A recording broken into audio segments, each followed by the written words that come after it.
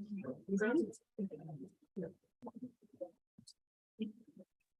evening. It is Monday, June 12th, 2023. This is the Guilford Board of Education. I invite you to join us in the Pledge of Allegiance.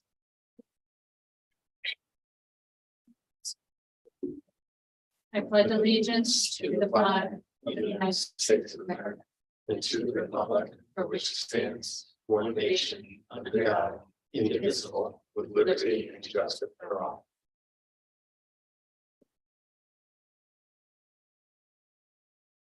All right.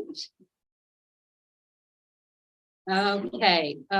First, we're going to take action on the minutes of the May 8th, 2023 meeting. Is there a motion to approve the Monday, May 8th Board of Education meeting minutes? So moved. Second. Any comments, corrections to these minutes? I was going to make one suggestion if I could, on page 3, under the superintendent's report, if we could move just the heading 8.1 update on open choices under that first paragraph, just because it in that first paragraph, Dr. Freeman is referring to an earlier comment. It just looked a little confusing. Any other comments, corrections?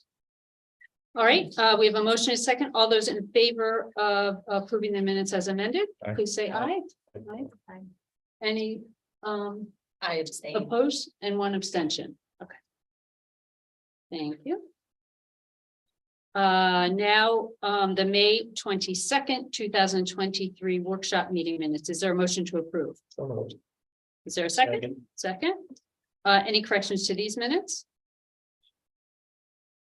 Okay, all in favor of approving? Aye. Is that everybody? All right, thank you.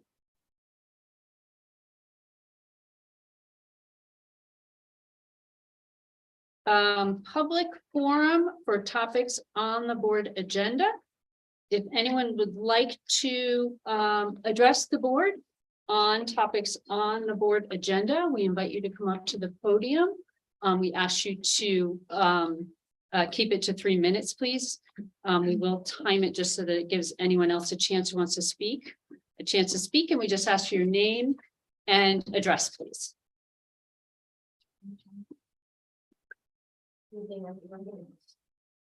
My name is Danielle Scartolino. I live on 405 Andrew Lane in Guilford. Book banning, a form of censorship, occurs when private individuals, government officials, or organizations remove books from libraries, school reading lists, or bookstore shelves because they object to their content, ideas, or themes. Book banning is the most widespread form of censorship in the United States, in which children's literature being the primary target. Censorship violates the First Amendment right to freedom of speech. However, some limitations are constitutionally permissible. Community standards may be taken into account when deciding if materials are subject to censor. The courts have told public officials at all levels that they may take community standards into account when deciding whether materials are obscene or pornographic and the subject to censor. They cannot, however, censor publications by generally accepted authors, such as Dr. Seuss, for example, in order to placate a small segment of the community.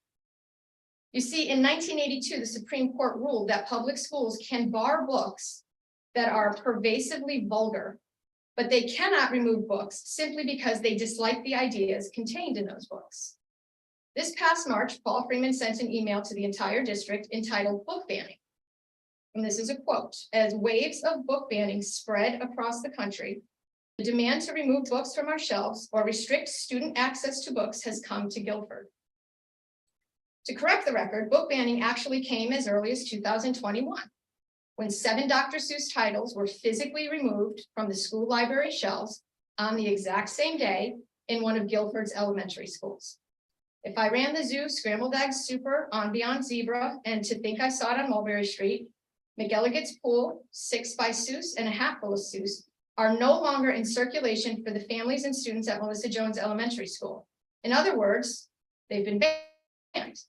And to be clear, these books were not stolen. They were not damaged. There was not one request for reconsideration filed. There was no documented public outrage. There was no drastic drop in their circulation numbers. And Dr. Seuss is a celebrated author who is widely accepted around the world.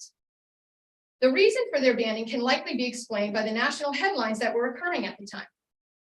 CNN, New York Times, The Washington Post, Education Weekly, Newsletter, National Geographic, Apple News, 1440 Daily Digest, all sources used by staff and administration and discovered through an FOIA request, reported that these books were considered to portray people in ways that are hurtful. Another source offered teacher training around this national discussion, stating that the recognition that these books are not appropriate is just one action to address a renewed call for diversity and inclusion in schools. Another teacher assigned her students the Newsletter article entitled 6 Dr. Seuss books won't be published anymore because of racist images. This same teacher asked, should I, quote, use it or lose it? Ms. Carpellino, you're at 3 minutes, so I'm Okay. going to ask you to wrap it up, please. Okay, I have one small paragraph left. That's fine. One paragraph is fine. To me, this suggests that the outrage associated with these texts has been intentionally manufactured, if not feigned. And it appears not to be of strictly local origin. That may sound familiar because that's something that Paul put in a letter to the entire district. An email sent to the entire A.W. Cox staff stated that it's a well-documented concern that some images in Dr. Seuss books are considered racist. This decision is whether to ignore this information or whether to share it as part of a diversity, equity, inclusion. Ms. discussion. Carpellino, this is going beyond an additional paragraph, so I'm going to ask you to wrap it up. There are other people behind you who would like to speak. I believe this highlights the difference between non-racist and anti-racist. That's a quote from one of your teachers. It seems like it's an administrator since it went to the entire district, school. Okay, We're at thank 4 you. minutes. We're now at 4 minutes, so I'm going to ask you to stop speaking Okay. and give someone else a chance to speak. Okay, you asked me to wrap it up, so I'm wrapping it up. There's this No, much left. please. Okay, so there's no more can be said on this matter because of the time limit. We are asking everyone to keep to 3 minutes, which we said in the beginning. There's someone behind you who'd like to speak. We want to make sure everyone has a chance to Okay, speak. so I can finish up at the end with the questions. If we have time, if we have Oh, time, but you yes, can you only can. be here once, you can't come back. Ms. Carpellino, you know that, please, Excuse me? please. We've asked you to keep to 3 minutes. We just gave you That's fine, 4. but can I I'm come back at the end for public questions? At the end of the meeting, as you can. Thank you.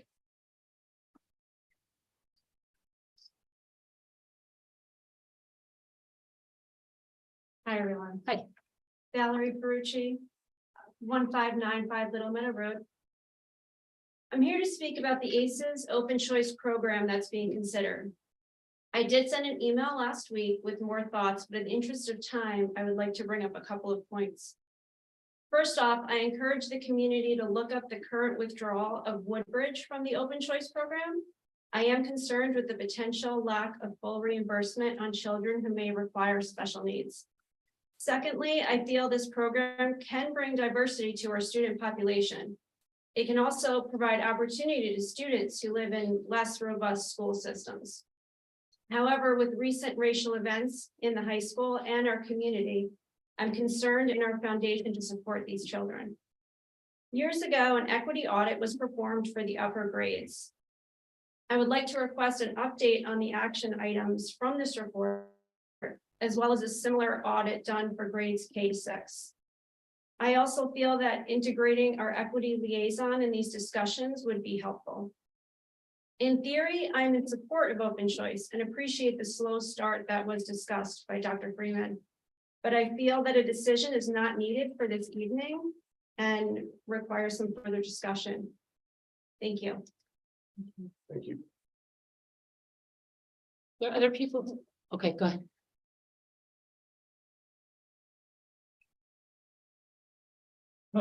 Bill Maisano, Jefferson Drive.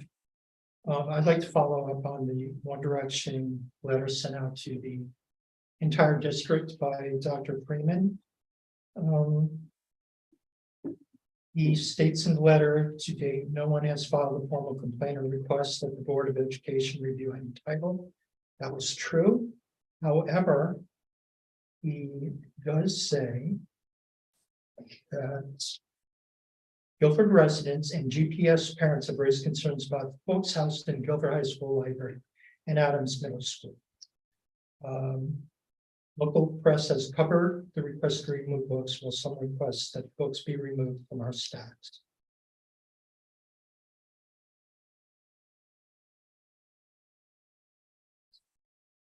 And he also put for adults in this community to personally attack teachers within our system because of professional decisions they have made is unacceptable. Please also let us agree that we will refrain from attacking educators personally and publicly. We must strive for that example to be inclusive and welcoming with rich discourse that embraces diverse ideas. In putting out that our direction to the entire community, people were of the impression that parents who spoke that night were in favor of book banning. I've reviewed it, you can review it. No one asked for book banning. I specifically said I did not support book banning in any form. Because of Dr. Freeman's, I use the word careless instead of intentional wording, I've been called a book burning Nazi. My son has been approached in school. He's had students talking behind his back, saying how his father is interested in removing all books from the library, banning them, and then naming the school after himself. So this is the kind of rhetoric we get when you don't think carefully about what you're putting out. If you have a problem with individuals, you should state that. But be clear, no one that night said anything, but it's come back on us. And you all should have been aware. I cautioned you in the past to think about what you do before you do it. So much hate was brought down on those families because of this art direction letter, when not one of us supports banning of books. So make it clear, there should be an apology issued on that to all of those parents. And I'll end it there. I'll let you decide whether or not you think that was the proper thing to do. Any other members of the public want to speak? Okay, before we move on, I'll just note that these were comments related to topics on the agenda. There is under the superintendent's report 8.3 book challenges, so we'll hold a discussion at that point. Under the board agenda on 9.5 act on, we will be holding a discussion and possibly considering a discussion around open choice. All right, so now we're going to move on to review and approval of expenditures for the month. Mrs. Baldwin. Thank you. Thank you. So the expenditures for the month of May 2023 were $4,627,170.07. This represents 86.47% of this year's budget. We did receive a number of payments in revenue totaling $233,740.24. These included Medicaid, pre-K tuition, and also the excess cost grant for special ed. Unfortunately, this was lower than expected. We were expecting about 85,000 and it came in somewhere around 70%. 70%. 85%. Okay. Yeah. Okay, but it was lower than expected, but the takeaway here is that everything is more expensive is the big takeaway here. But we are expecting some money back in terms of the technology lease that will help with the higher equipment line. We are expecting 2 checks to come back as it relates to new truck that was purchased. That was it. Yeah, Wasn't a lot to worry. no, this is great. Great. So the excess cost grant, unfortunately, our experience has been that it is never been funded at 100%. In the last couple of years, I'm looking at Mrs. Trudeau as I speak, it's been inching past 70%, which has been quite exciting. And I think the hope, as Mrs. Baldwin mentioned, was that it was looking like it would be, and we were told it might be around 85%. So it was down what we expected at 73.7%. I do want to give great credit to Mrs. Trudeau and her staff. She's very careful in in her budgeting every year. So this is not representing for us. It represents a loss from the state. It will not negatively impact our budgeting. Dr. Tracy, if I may, just to be really clear, we never budget for the full 100% 100%, right. reimbursement from the state. And so while 85% of our reimbursable expenses would have been great, we began this year budgeting for an anticipated approximately 70%. So we anticipated this number, and even though it's disappointing, it still falls within the budget parameters that we had established at the beginning of this year. It does not leave us in trouble, Right. is the Right, point that I'd like to make. Thank you. Other comments? The Board of Ed had an operations committee meeting immediately before this and discussed the finances and the warrants in more detail. But I don't know if anyone else had any other questions or comments. All right. So I will entertain a motion to approve the May 2023 financial reports for fiscal year 2022-23. Second, all in favor? Aye. Is that everyone? That's it. Excellent. Thank you. Okay, communications. Does anyone on the board have communications they received that they wanted to discuss? I do. I had Okay. a verbal communication at a picnic thing last weekend. There are two new families in Guilford, and they both thanked us collectively. They moved here specifically because of the school system, so really nice to hear. No, that's great. And we had emails regarding the choice program that we heard about tonight and questions concerning diversity, the diversity agenda that we have. Right. Opportunities to discuss that later tonight. Okay. Yeah, terrific. Other communications? I have a personal communication. Absolutely. I just wanted to say thank you all, as well as my teachers and administrators that I've had the pleasure to get to know for my past 13 years at Guilford Public Schools. Since my first Board of Education meeting last year, you guys have made me feel welcome and respected, and I appreciate you all treating me as a peer rather than a teenager or someone younger than all of you. I speak for myself when I say this, that being raised in Guilford and going through our school system has provided me with skills that I will carry with me throughout my collegiate years, as well as my adult life. I would like to give a special shout out to all the teachers I had, as well as counselors and social workers who had made a mark in my life, from creating a great relationship as early as kindergarten with my teachers, to being able to count on my teachers and counselors for support. I have nothing but positive things to say about my experience. My wish is that Guilford stays true to this, and that kids either stepping up to Baldwin, Adams, or the high school, or even heading to elementary school, will have the same positive experience, if not better, than I had. Again, thank you all, and I appreciate all the things that you guys do. Thank That you. was Ruby. lovely. Thank you. It's We're been lucky such to a have you. pleasure. Absolutely. Any other communications? All right. Student representatives, I know you probably have some reports. I'm gonna have you do that first. And then we have a recognition to do ourselves. So I'm gonna turn it over to you first. Okay, so I can go first. At Melissa Jones, they had their field day, actually at both Melissa Jones and Guilford Lakes, they had their field day. Did a lot of the traditional activities. They also both had inflatable obstacle courses, some sort of DJ tunes, and I saw lots of pictures of very, very wet kids. So that looked fun. At Melissa Jones, there's a couple field trips. Second graders went to the Meeks Point Nature Center at Hammonasset. Third graders came to the high school. Actually, third graders across all the schools came to the high school to watch a music performance of Peter and the Wolf.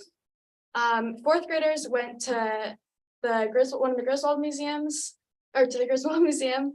And third and fourth graders also had their music performance featuring a collection of music from different cultures. Fourth graders across all of the schools had their early Guilford Day, where they got all dressed up and visited the Guilford Keeping Society. And then at Guilford Lakes, third graders also went to the Eli Whitney Museum, where they built models of the solar system to complement the unit that they're learning about. Second graders toured the Thimble Islands by boat. So there's a lot of people in, there's like rain ponchos. all getting all misted around on the boat. And then they also had a bike, walk, bus, or carpool school day, where people came in to try to talk, like thinking about environmental concerns. The first graders made a whole bunch of signs of animals as part of their animal research unit, and they put on a small fair to show all that they had learned.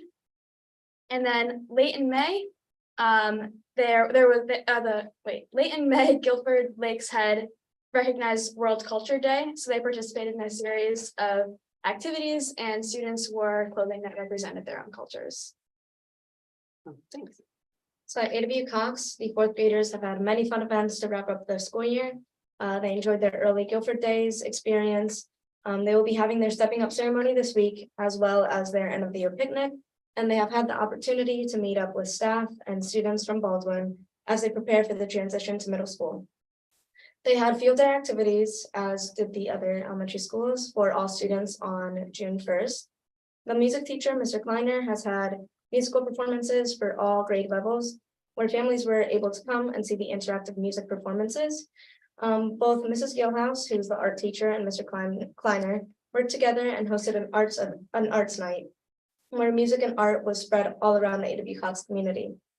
Teachers have been hosting end of the year celebrations of learning. Just to name a few examples, there were presentations of student-made shelters, tree unit writing, ocean animals research projects, and writing celebrations. Ms. Hammond also noted that, quote, "It has been an exciting year and it's been fun to watch all of our students grow so much, wishing everyone a safe and restful summer." As for Adams Middle School, the music groups just went to a performance where they scored exceptionally well. Spring sports events ended well, and their track and field team went to the MS State Championships. The girls' track and field team took second place overall in the state. Spring concerts were wonderful.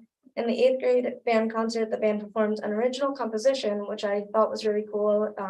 It was written by an 8th grade band student, Micah Lim. And then the new class of National Junior Honor Society students were inducted at the end of May. New additions to supporting students in their transitions between schools. Baldwin 6th grade students have met up with teachers from Adams, and they had tours at Adams. And then the 8th graders have visited the high school and got to meet with some students to discuss our programs. The 8th grade students had their end of the year dance, which was last Friday, and they had a blast playing wiffle ball and dancing. 7th grade students are going on field trips to Jacobs Beach, and 8th grade students will be going on a field trip to Hammonasset. And then the 8th grade promotion will be held this Friday at the high school. As for GHS, the seniors have had a month full of activities. We went to Quasi for our senior outing. We had our senior breakfast and senior showcase, our awards night and scholarship night. The National Honor Society and World Language Honor Societies held their inductions. I would like to note that the Spanish Honor Society has made a donation to Arte Incorporated, which is an organization dedicated to, quote, youth enrichment and education. Their mission is to promote Latino art, culture, and education. Girls lacrosse won states yesterday, and baseball was runner-ups in their finals on Saturday. Moving on to Baldwin. Performance music is valued at Baldwin, where each student is required to participate in either the band, orchestra, or chorus. In addition to exposure to performance music, the experience allows students to contribute to a group that is greater than themselves. Over the last 3 weeks, each of the performance music groups held in-person concerts. Each group performed for the school during the day and in the evening for family and friends. The quality of the music performances continues to impress. Baldwin is proud to be the beginning of a rich tradition of music in Guilford Public Schools. The Baldwin Bonanza was held on June 8th. This is a 6th grade only event with fun outdoor activities held right on the grounds of BMS.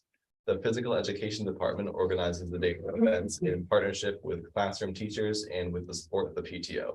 The day was a great opportunity for the 6th graders to make happy memories.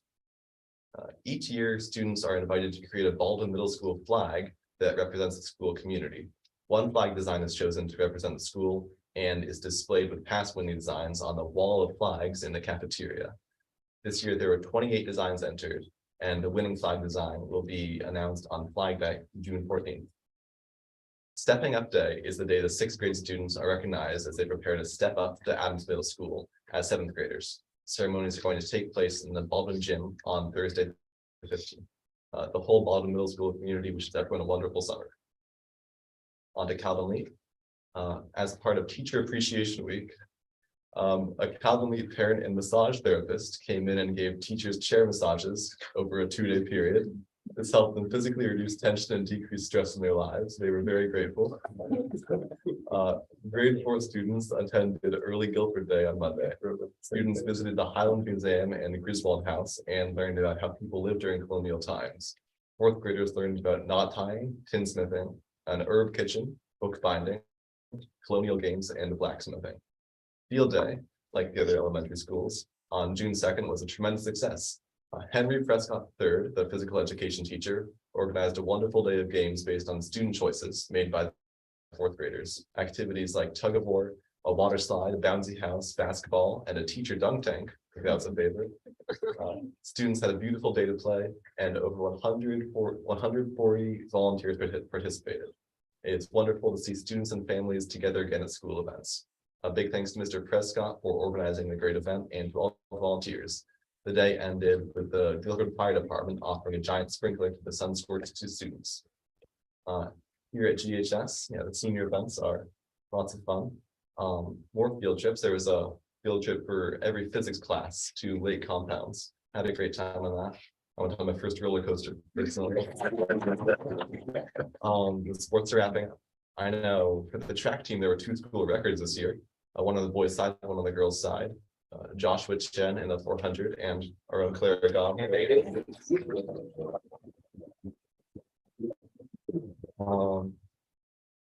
I know the environmental club is having a great time. They were selling plants in the lunch waves yesterday, raising awareness for the environment, and the capstone projects around are up and running. My whole Cal class went to see one of our fellow students was presenting an AI program he had made by himself. Very impressive, very confusing too, but it was very enjoyable. Thank you. There's a lot going on in Guilford Public Schools. That's wonderful. So I get the opportunity to stand up and thank Ruby for her contributions to the Board of Education over the last 2 years. Our student representatives serve an important role, not just in coming to us every month and reporting out on all that's going on in the schools, but at various times have shared with us their feelings about things that are happening, and it's just they're a really important part of what we do. Keep us informed in the nitty-gritty and the details of what's going on in our schools. And in many cases, we get opportunities to see these students at other events, at other school events throughout the year. So it's really a joy. This is, I'm going to stand up and I'm going to ask Ruby to stand up. Come on over here so we can get you on camera. So this is a certificate of recognition. Ruby C. Espejo is recognized with special thanks and appreciation for her participation as a student representative on the Guilford Board of Education, June 12, 2020. This comes also with a gift inside here. So I'm giving both of these to you. Thank you so much, very much. Thank you.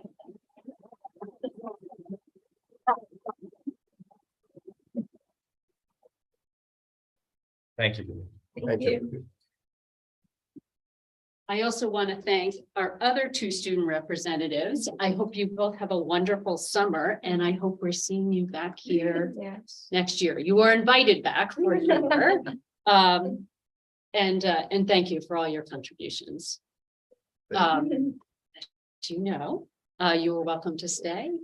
You're also welcome to leave if you have other things to do tonight. Thank you again. Thank you so much. Thank you. Thank you. Have a great summer. Yes, You summer. too. Right. Ruby, we'll see you on Friday. Yeah. Thank you. All right, superintendent's report. Dr. Freeman, I turn it over to you. Thank you very much. And to get us started, I am going to invite Dr. Goss to give us the update on summer programming. Absolutely. So this summer, we will have three different types of learning, two of them for students and one for teachers. The first one is extended school year program that is going to serve about 100 students. It'll be July 5th to August 10th. Those will be students from preschool to age 22. And they'll be working on their skill acquisition per their IEPs. So that's how students are invited to that program. Summer Learning Pathways is actually open to all of our students who are entering kindergarten through entering 11th grade. That program will go from July 5th to July 27th. And we have about 200 students enrolled this year. That's our largest number ever. And we have 13 different pathways, several sections of a couple of those pathways running. But the program's actually gotten quite large. And some of those programs, for instance, kindergartners can be part of space travel to Mars or designing a robot. One of our really popular pathways is called Creature Power. And kids think about what types of adaptations animals have that enable them to sort of have superpowers. And all the way through 11th grade with TED Talks for middle and high schoolers. And an interesting course that I learned about called forensic etymology. So I'm excited to hear what that looks like this summer. And then we also have learning pathways for our adult learners. We have a couple of days, I think it's 3 days at the end of August, and we have sort of a morning session and an afternoon session, and several of the sessions repeat so that people could take multiple pathways. We have room for about 70 teachers to participate, open to all GPS faculty. And right now we have 10 different sessions running, many of which are based on a book called Building Thinking Classrooms in Mathematics. We actually have 3 sessions of that, sort of an introduction, Toolkit 1 and Toolkit 2. And we also have a Building Thinking Classrooms for teachers of subjects other than mathematics. So sort of beginning to look at that. A session on formative assessment, sessions on estimation and math rules in the elementary classroom. The second session of morphology. So we did morphology 1 before, this is morphology 2. And what's really exciting is that we see that some new teachers join us each time and some fall off and come back other times, but we have some sort of repeat folks who really are building on the learning that they've done in previous sessions. So that builds on not only work that was done in the fall and last summer, but work that was done this spring as well. So we've been fortunate to run several sessions. That's terrific. I'm remembering 160 students last year. I mean, It was about 160. Right? Yes. Yeah. So now over 200. Yeah. That's and it looked really like fabulous. Closer to 100 prior to that. So yeah, no, I mean, it just is kind of left up in growing numbers. and growing. I think a little bit of that may be the cooperation with Guilford Park and Rec. So we're able to bus students to their program for the afternoon, and obviously that piece is limited, but I think that's really helpful that it makes a full day for many parents. Yeah. Remind me, that's all happening here. Actually, yes, extended school year will be happening at Lakes. Summer pathways will be happening here. Okay. There are questions about that? That's terrific. That's Yes, exciting. Great, thank you. Really exciting summer opportunities. I am also excited to inform the board tonight that in a first time since pre-pandemic, we have approved 2 international exchange students to be joining us here at the high school next year. We will be hosting, and 2 families from Guilford have stepped up to host these students, and they will be joining us in the high school. We will be hosting a student from Italy next year, who will likely be placed in 12th grade classes, and we'll be hosting a student from France next year, who will very likely be placed in 11th grade classes. Both students are supported or sponsored by state-approved organizations with whom we have worked in the past. We're excited to be sharing these opportunities. You have a statement in your board packet tonight that includes a little bit more information about each of those placements. But we really appreciate families in the community making these opportunities available, and we're happy to be able to offer these opportunities once again. Gives all of our students who have a chance to interact with these visitors an opportunity to learn. So we're excited. Great. And then I also wanted to bring to the board's attention that in the past several weeks, we have received at this time five properly submitted book challenges. I believe the board members saw copies of those book challenges, but tonight I want to formally apprise you of those, the books that are being challenged under policy. At the high school, housed in the Guilford Library, are the books Flamer and Lawn Boy. Housed in the Adams Library are the books It's Perfectly Normal and Me, Earl, and the Dying Girl. And again, back here at the high school, a book that is used in an AP English class, the title is The Bluest Eye. So again, under policy, any community member has the right to challenge a book and ask that the board review that title. What I am proposing, considering the calendar, we've got 5 days of school left and the number of books that are here, is that I will schedule an opportunity for the board to discuss and dispose of these at your September meeting. So that will give the board members the summer to review and familiarize yourself with all 5 titles. It will give me time to, as policy requires, speak to the appropriate professional staff who were involved in selecting those titles. So at your meeting, I can give you a rationale and an explanation as to the book's presence in either our library or in our curriculum. I will invite those professional individuals to be at the meeting with you. Board can enter into conversation. I expect that I'll be able to answer most of your questions. Dr. Goss will be part of the conversation. And I expect, again, that either the library media specialists, classroom teachers, or department chairs involved in selecting those texts will be available to answer your questions as well. Again, under policy, a community member has asked the board to review each of those texts and make a determination as to whether or not they should appropriately remain in those library or classroom collections. I think that September is reasonable time. There's only 5 days of this school year remaining, gives you time to do your homework and be prepared to engage in that conversation at our September meeting. This timeline is something that Dr. Freeman and I discussed. If anyone needs any of these books, we have The Bluest Eye, because it is part of the AP English class. We have multiple copies available of that in the district. Some of us have copies of various other books, but if you would contact me and let me know that you need a copy of a book, we'll make any or all 5 of those titles available I to will any talk board to, member who needs assistance in securing those titles. Correct. yeah, I mean, the point is you're not expected to purchase all of these books. We should be able to get access to them in a variety of ways. Is this request from 5 different people or? No, it's from one individual in the community. Any questions about that process? So we'll come back then in September, having had a chance to review them, and then we'll I'll have a recommendation on each go individual one title book at for a you. time. Correct. Sorry, and was that at a typical board meeting or that would be a special meeting convened?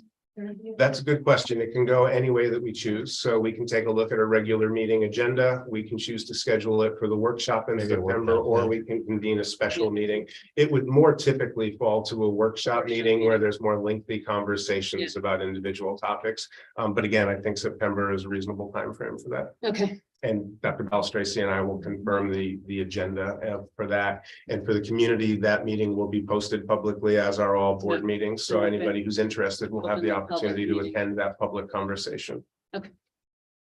any questions on that topic? That concludes my report for this evening. All right, 9.1 is a presentation of PAVE Student Awards. The Kentucky Association of Boards of Education every year for high schools across the state ask the administration to identify 2 students that they would like to identify as worthy of a CAVE award. And so I have the opportunity to present 2 awards to 2 of our students tonight. So I'm going to come up here, and when I call your name, I'm going to ask you to come up to the podium. Hannah Contessa. Hannah, come on up. How are you? Good. I'm gonna embarrass you for a second. Sorry, because I get to read this. Hannah is a strong leader, both within Guilford High School and in the community at large. She has served as one of our senior class presidents. As a leader, she focuses her efforts on allowing everyone's voice to be heard, and through flexibility, follow through, and hard work, serves as an excellent facilitator and collaborator. She has served as a peer minister at St. George's Catholic Church and enjoys teaching dance to younger students. She's an accomplished dancer, and her 4 years at Guilford High School has contributed to the theater arts program. She's particularly proud of her work helping with choreography and costumes in Guilford High School productions. Yeah.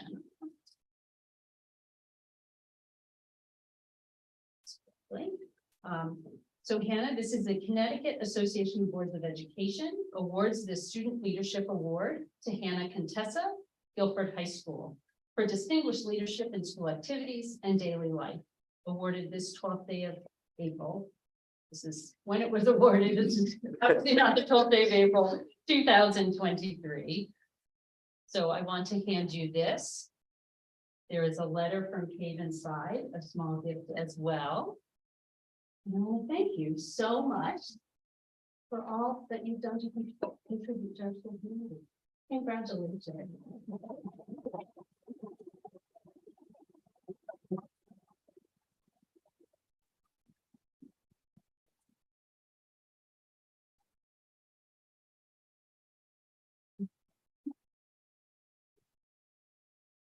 Next, Isaac Ockhill.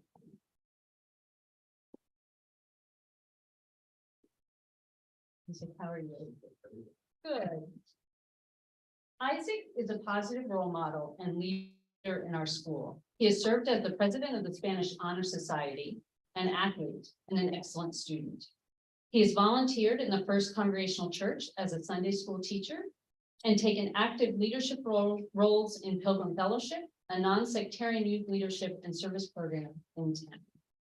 In addition, Isaac is an entrepreneur who has built his own landscaping and yard maintenance business for elderly people in the community. He has grown his business to 30 clients in the past 2 years. Let me read this.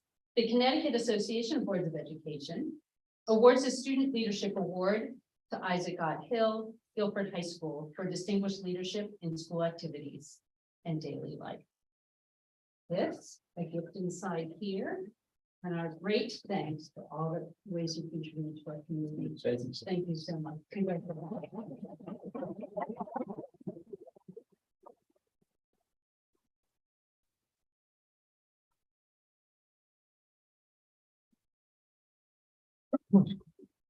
Congratulations also to your family who is here. Katie. Yes. Point of personal privilege. Yes, please go ahead. I would like to also congratulate Hannah Contessa for she held a ballet recital over the last weekend. Uh-huh. I know because my daughters were part of it, and so are many Guilford residents. So congrats, it was an amazing performance. Oh, wonderful.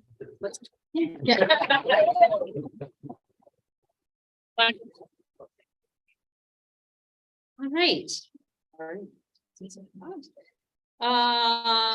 We're now going on to 9.2, which is to act on personal items.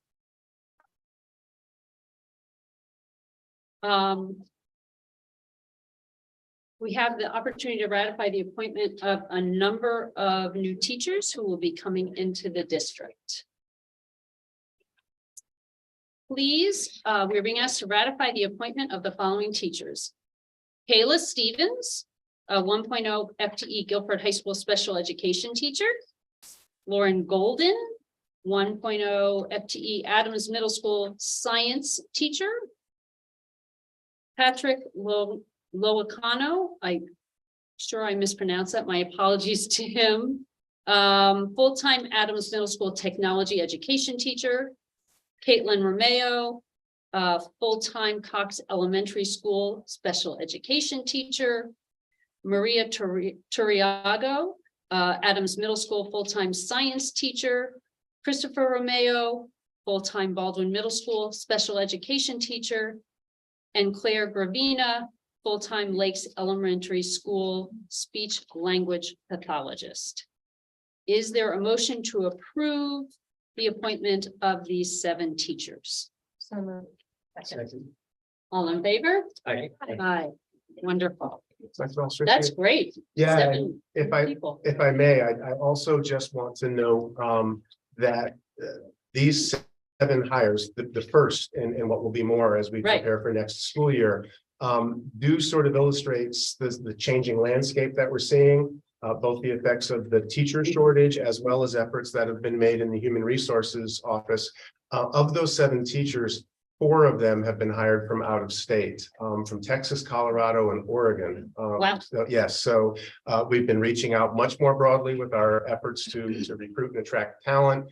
And the things we've learned about Zoom in the last few years have facilitated some of our interviewing. And it's interesting to see how, while the Connecticut pool is shrinking, and we are seeing the effects of that we've had opportunities to reach out and hire from further afield than we would have had in past years. And so I want to thank Mr. Bowden and the HR office and the principals for their persistence in finding and securing these candidates as we move forward. Excellent. Seeing all these special education placements and science in 2 areas of severe deficit is incredible. So it's So wonderful. we started early and really focused. The principals and their teams at the buildings have been doing a really great job. That's terrific. Thank you. That's great. All right, 9.3 is to approve a donation of $1,058.16 from the Guilford Dugout Club for the purchase of various equipment for the baseball team. In the letter, the equipment is identified as a tripod, rake, 8 bags of field surface, iPad case, workout balls, indoor workout balls, a radar gun, and a bat rake. So a lot of equipment for the team from the Guilford Dugout Club. Is there a motion to approve this donation? Second. All in favor? Aye. Aye. Excellent. And a thank you certainly to the Guilford Dugout Club for your support of our student athletes. Such an important way that you contribute. Thank you. Okay, 9.4 is to act on the custodial supply bid. We do this every year. We're being asked to approve the bid for a number of custodial supplies. So the bid contains 59 items used by maintenance staff during the year. 8 vendors came and put in bids for each item. 4 vendors were identified as the lowest bidders for these items. K&S Distributors were the low bidder for 16 items.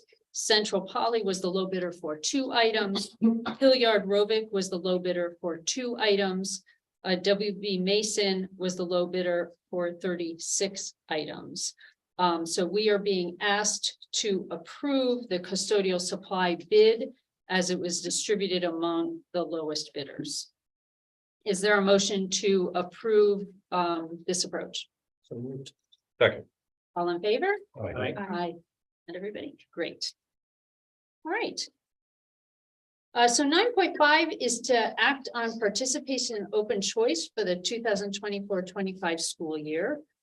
We did want to take a little time first to just ask Dr. Freeman if you could. I think we've had a couple of emails over the last several days from members of the public asking for a little more detail, I think, on the open choice program.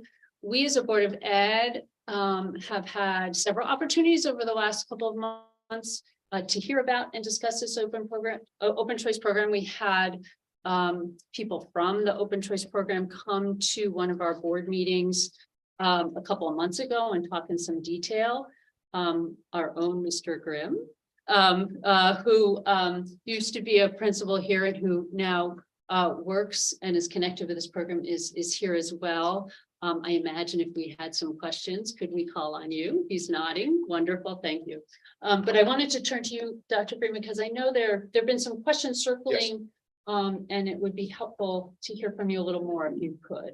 Oh, I'm happy to. So I'd like to start by inviting Mr. Grimm and Mr. Scanziano to come join us at the table, if I may. And then I'll start by responding to those questions that we've received in email, and I think open it up to a broader conversation with the board members and with Mr. Grimm and Mr. Scanziano. I really appreciate the emails that have come in. I believe that I have seen 4 or 5 emails that have come in over the last several days. And I think the questions that I guess the way that I would summarize the concerns is that I think some of the questions that have been raised, some of the wonderings that I read in those emails were asking, were we ready to be able to properly support students that we're intentionally inviting from New Haven to come join us in our public schools.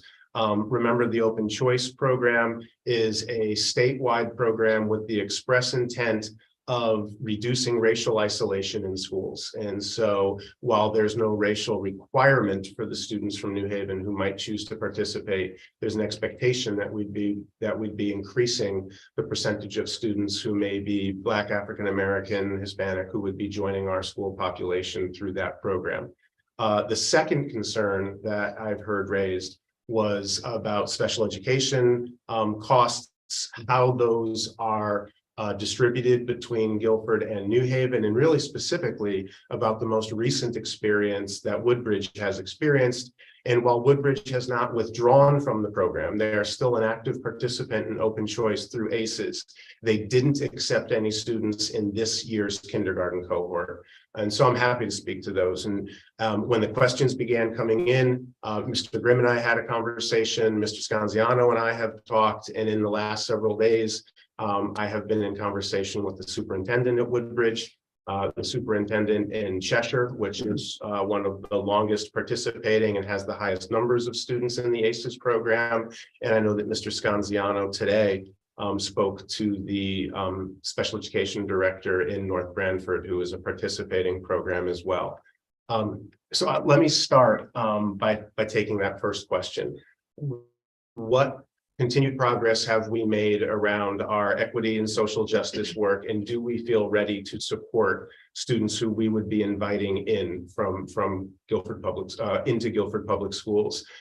You heard tonight there were questions about, have we continued the work that Dr. Seiler began a number of years ago? So the quick answer is yes, we have continued to do that work, and we have continued to focus on that work.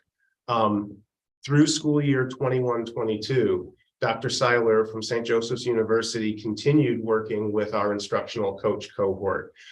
He was taking the information that he gleaned from that self-study conducted with 5th through 12th grade teachers, and he was meeting with our classroom teachers, pre-K through our classroom instructional coaches, the pre-K through 12. It wasn't just focused on the secondary level, and he was working with those instructional coaches about culturally responsive and sustaining instructional practices. How do classroom teachers make classrooms safe and places of belonging for all students through curricular selections, through material selections, primarily through the environment that they create and through the instructional practices in which they engage. And so Dr. Seiler continued that work all through 21-22.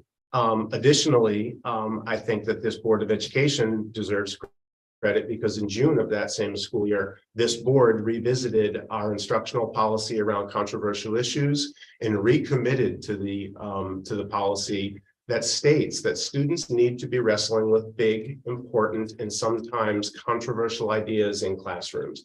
That in fact is the best way that students learn. And this board will recall that as we worked on that policy, we had teachers who came and joined those conversations, particularly teachers from the English Language Arts departments, the social studies departments, and the health and PE department, who were part of those conversations as you reviewed that policy.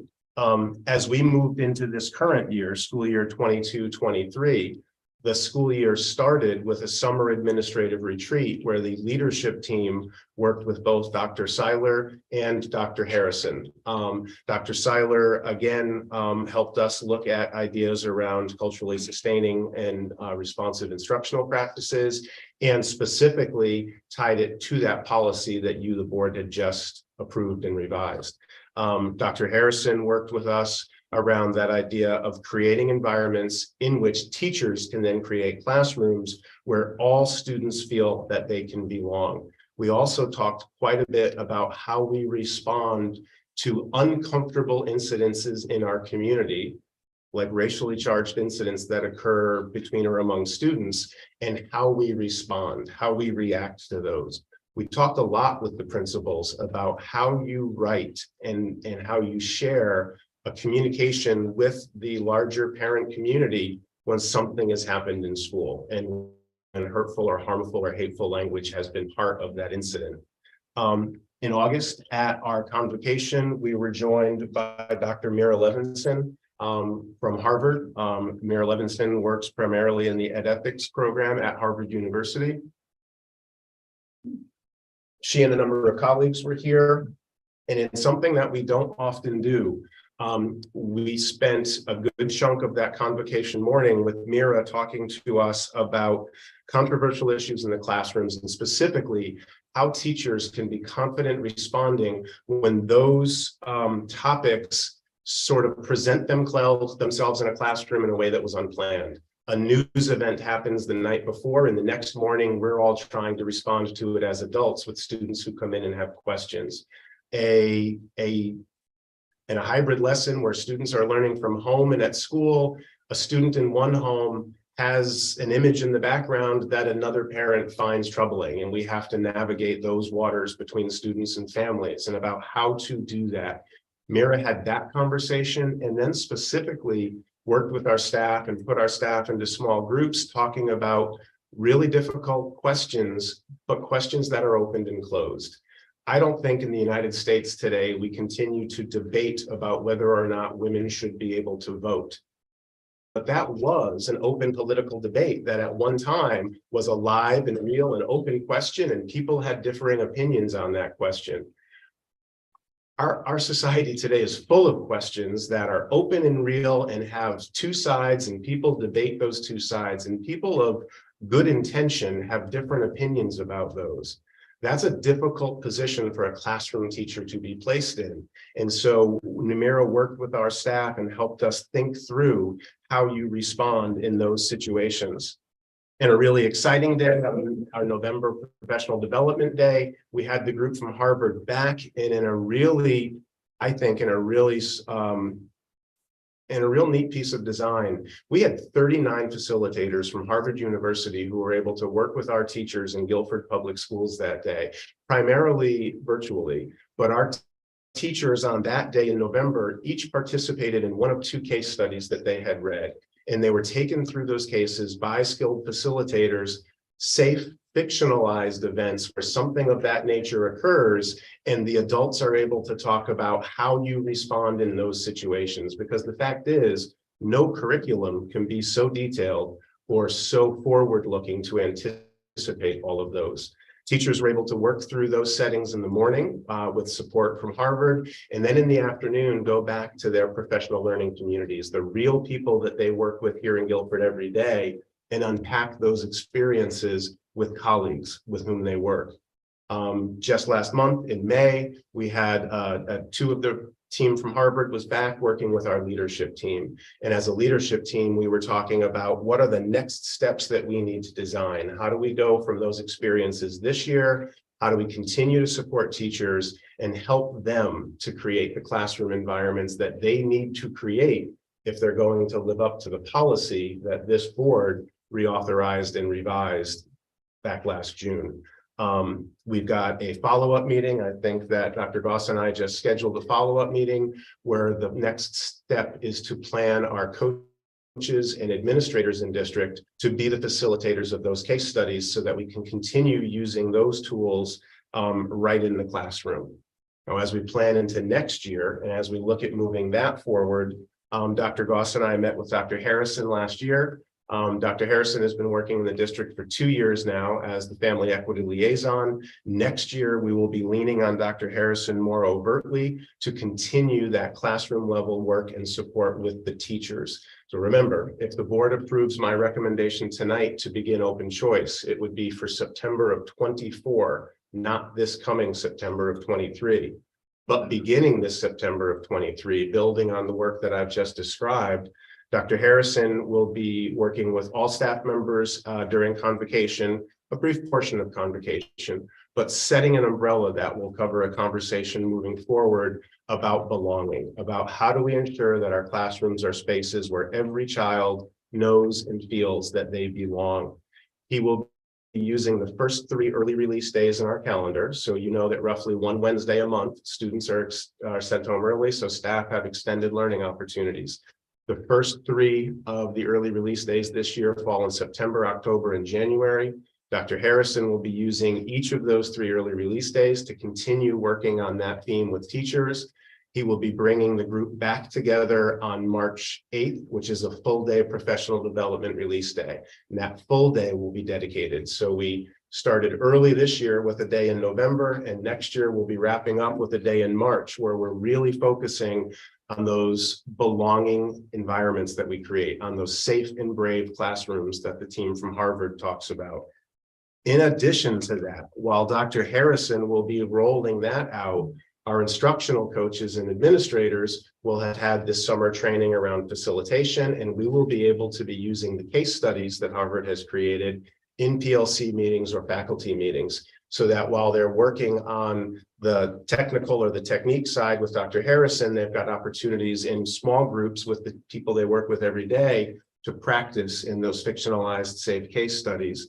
And then finally, and most specifically as it applies to the open choice, we'll be building a calendar around release time and partnering with other districts who have successfully been participating in open choice for years. So specifically, we want to look at neighbors like Branford and North Branford, but we also want to look at districts like South Windsor. South Windsor, there's a really exciting administrator for diversity, equity, inclusion, who's been doing some really interesting work around how to support the families as well as the students who choose to be part of our Guilford school community. We'll be finding opportunities for elementary teachers who are going to be directly receiving those open choice students in 24 to visit schools and classrooms where that's been going on for years, if not decades. And we'll find opportunities to bring teachers from those communities into Guilford, whether it's virtually or in person, to speak with larger groups of teachers. But we're really targeting the open choice as a structure, as well as continuing the work around equity, social justice, and belonging that we've been talking about in Guilford for years now.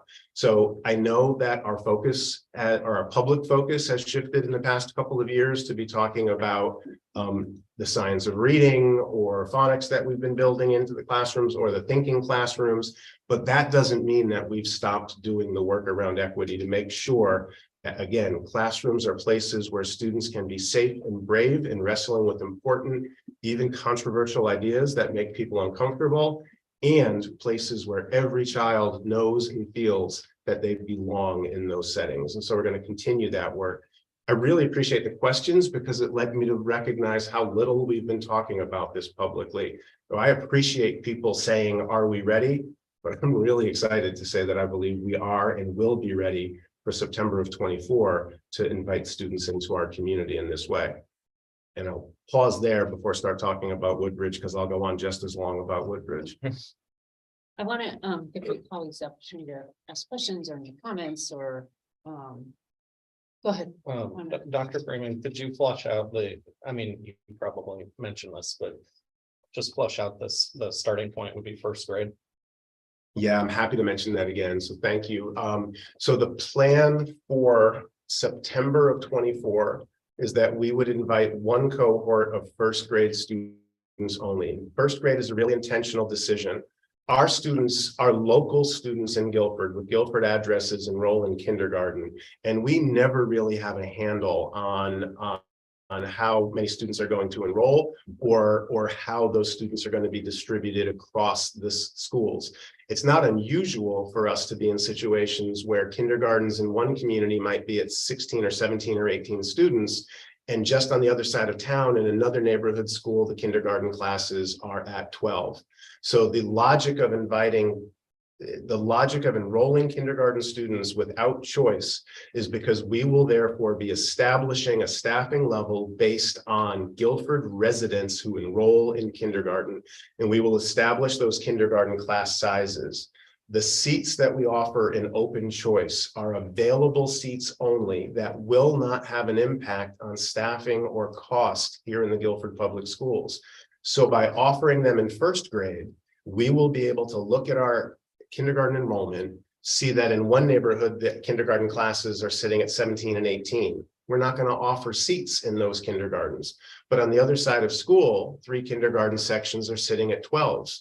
We could offer 3 or even 6 open choice seats in that school, and the kindergarten classes would still only move up to 16s, which is a really it's a really good number, and it's a low number compared to what you would see if you looked at other DIRG B districts across. So it allows us to ensure that we're not adding cost or expense to the budget, and it allows us to look that year in advance. So when we look to offer seats in September of 24, we'll be talking about a total number of maybe 6 or 7 students that we're inviting in across the 4 elementary schools. We will make sure that we do not offer any singleton seats in any elementary school. We're not going to invite one first grader from New Haven to come and be the only student in that situation in a school. It'll always be at least in pairs, if not in 3s, so that students come in with somebody else who's in the same situation with that built-in support system. In year 2, so in September of 25, we anticipate that those first graders will become second graders. We'll offer a second first grade cohort, but that would be the first time that we would also offer a cohort in 5th grade at Baldwin. And then in year 3, our first and second graders will become second and third graders. The 5th graders will become 6th graders. We will then offer another first grade cohort, another 5th grade cohort, and offer our first cohort at the high school. We don't anticipate that at any time would we be supporting a choice population that would be greater than 18 or 22 students once we fully implement.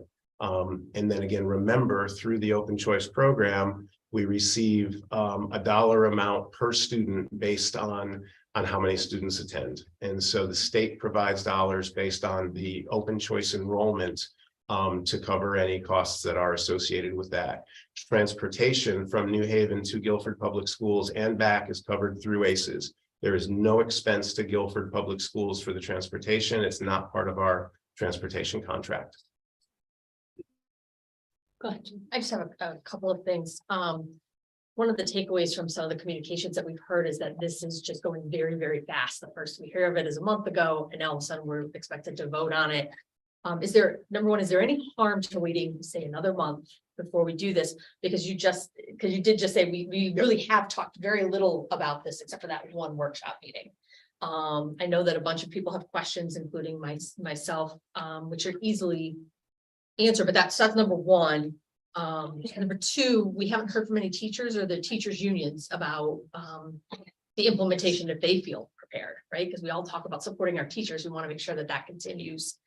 And mostly that we haven't heard from Dr. Harrison about this either. So it's just a couple of pieces that, I think this is a great program and I think we're headed in this direction. It's just, it's going very fast. We haven't heard from some of these big stakeholders. And I just want to make sure that we are not just doing it, but doing it right. And so I would like to hear from those stakeholders. Yeah, I appreciate that. And there would be no harm. Again, I'm bringing this forward to you and I'm making the recommendation to you tonight. You're under no obligation to act on a recommendation I make on the evening in which I make that recommendation. There would be no harm if the board acted on this in July or even August. Again, we're looking at a September of 24 implementation timeline. I can assure you that Dr. Harrison is fully in support of this and has been involved. I'd be happy to invite him to join you at your July meeting, and I'd be happy to extend an invitation to Mrs. Sullivan or some other teachers who could come and speak about the participation in the program. We've been talking about this since pre-pandemic. We put a big pin in it and stopped having that conversation and came back to it. And I know that at our last board meeting, we wondered why nobody was speaking to us. So I really appreciate the questions and emails that we've gotten since this meeting a month ago and tonight, because we were sort of wondering, where is the interest in this? So absolutely no harm in not taking action tonight. But I think this is a really important conversation that we're having here tonight. And we've seen this before with the, in the public eye where, it always feels like it comes on at the last moment. So I think for that reason, I get how busy life gets. Yeah, it It's is easy to worth miss what the Board of Ed is doing. Absolutely. I do want to kind of talk a little bit about the financial situation, specific, not necessarily to Woodbridge, but in terms of reimbursement, especially as it pertains to special education. I believe the way that it's New Haven is reimbursing is on a 1-by-1 basis for the para. Is that correct? I'm just trying to understand exactly how our method of education is with special education versus what New Haven is expecting from us and how that might impact reimbursement. Want me to start? You can start. All right. It's nice to see everybody. Yes, thank you for being here. Say it was quite a treat to see George Wiley, who was in 3rd grade when I started it. And now towers over me. So it was nice to see him and say hello as he left. So I think the first thing I'll say, it's important, and I encourage you to make an informed and thoughtful decision. There are certain deadlines with open choice, but those deadlines aren't until, I think, January timeframe when we ask school districts, how many seats can you offer and in which grade levels? So that's just an important piece of this. I think the unfortunate thing is the financial disputes come about because of a vague word in the general statute, and that word is reasonable costs. That's the dispute as I've understood it and done some research and talked with some of our ACEs staff that deal with a number of different districts, and these disputes aren't unique to New Haven and Woodbridge, but in our agency where we deal with a lot of districts, there's negotiations and what reasonable costs may be. I think that if there were different wordings, if that statute were tightened up a little bit, and I think this districts have asked the state to tighten that up, and the State Department of Ed is as of right now, haven't moved on that. So my understanding is that if a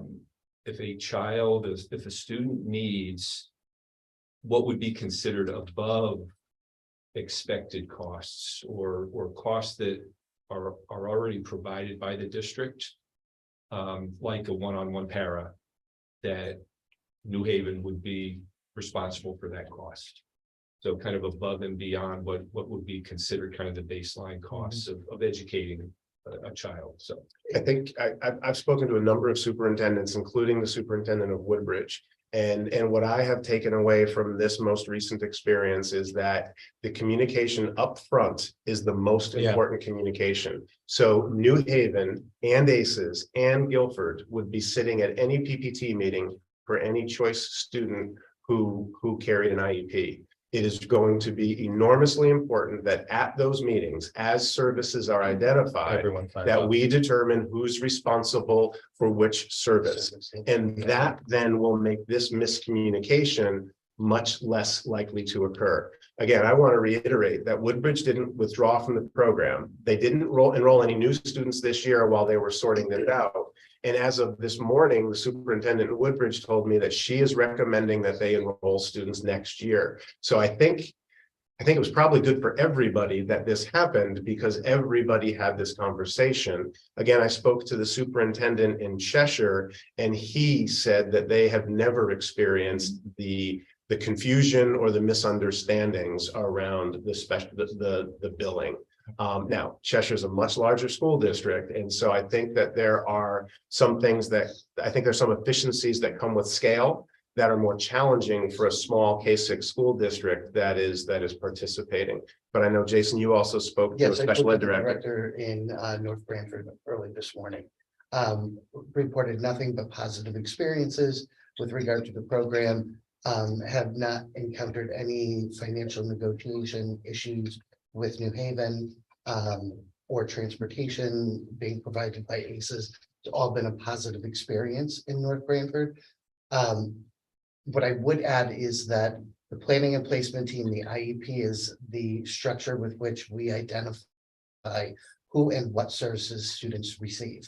A representative from Guilford and a representative, as Dr. Freeman said, from New Haven would be present at that PPT to determine who is responsible for delivering those services. And so that would be the forum where we would discuss it. The other component that I'd just like to mention is that in North Branford, it was reported to me that they've only had one special ed identified student. It's an anonymous lottery system. Yeah. And so there is a component of, who applies, with what needs. And 1 year you might have 3 to 4, some years you may have no special education students. So that's an end that we don't know. That's a number we don't know. But truly the PPT would be the forum to discuss, responsibility of service. So. And then again, the start that we've designed, right, beginning with one cohort next year, remember that we report the available seats to ACES on an annual basis. So if in 24, we start with 4 or 5 students and find out that we've got concerns about special ed billing, then we don't offer the next year's seats until we know that the relationship is in place, the capacity has been established, and it is a commitment. Once the students are enrolled, it is a 12-year commitment to those students. But your annual opening, right, is an annual decision. And so again, I think Woodbridge was a good example. They didn't withdraw from the program. They didn't send students back to New Haven, but they did pause and didn't enroll any students this year until they clarified the relationship that they had. And with Mr. Grimm, are we seeing that with other districts where year after year, they're kind of reevaluating, bringing in students, and they might hit pause every few years or so? Yeah, and I think in the presentation back in April, you saw kind of the numbers over the history of open choice from 1998 forward, that there were kind of peaks and valleys, and districts do decide based on their own either finances or capacity to support students, that they alter their numbers up or down year to year. So. And a lot of that has to do with enrollment. A lot of that has to Say do. we've had bubble classes. Yes, Right. if a bubble class comes through, you will see a district not take any students that year, which doesn't necessarily mean a change in their commitment level. But again, they didn't have the capacity or the space in that school year, so they may not have enrolled students in that year. My concern with the special education, spending was being able to create equity within our own district, and making sure that regardless of if it's a Guilford student or an open choice student, money was not the issue in terms of offering a Guilford education to them. Absolutely. So, hearing what you're saying, we're going to be talking about cost up front before they're spent. Well, Jason, you clarified that. That's a really important question. We do not talk about cost at PPT meetings when designing a student's IEP. Can you talk about the nuance that's I just involved? want to make sure we're never getting in a situation in which there's a disagreement on cost. Right, the nuance is that we don't discuss funding at a PPT meeting, that we discuss the services that are required for a student to receive a free and appropriate public education.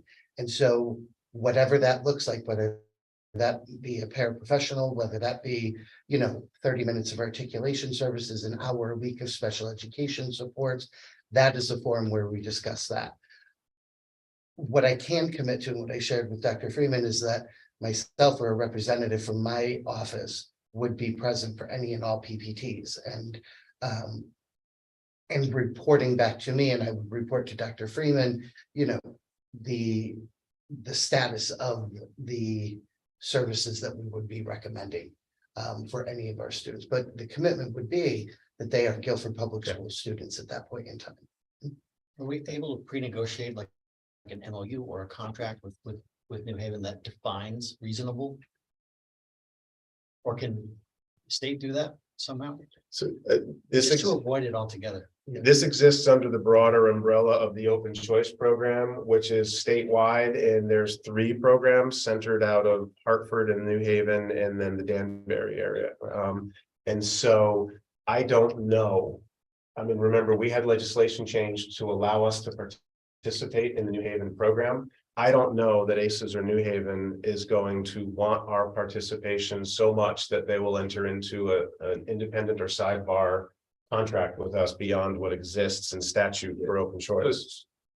I'll be honest, ACES won't get involved in the negotiation of the finances between Guilford and New Haven, or between New Haven and other districts.